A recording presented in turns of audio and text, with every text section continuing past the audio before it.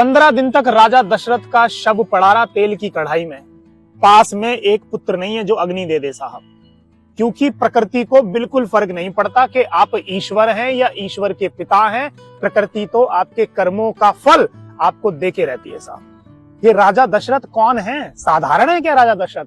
अखिल ब्रह्मांड नायक जगतपति योगेश्वर नाथ श्री राम जिनके पुत्र हैं, पूरी सृष्टि को जो अपने फन पे रखने की क्षमता रखते हैं, अर्थात लक्ष्मण भगवान भी उनके पुत्र हैं, इंद्र उनके मित्र हैं।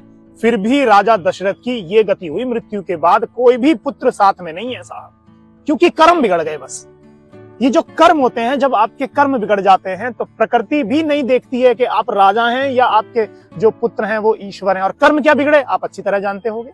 दूसरा उदाहरण है भीष्म पितामह का। कितने दिनों से बाणों की शैया पे लेटे पड़े हैं। भीष्म पितामह कौन है?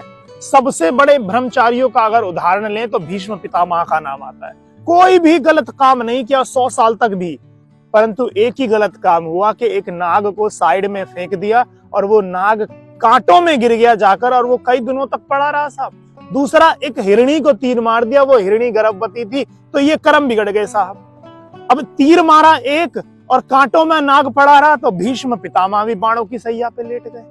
आपके कर्म जब तक बिगड़ते रहेंगे ये प्रकृति आपके प्रतिकूल ही काम करेगी, और आज नहीं तो कल आपके कर्मों का फल आपको मिलके रहेगा।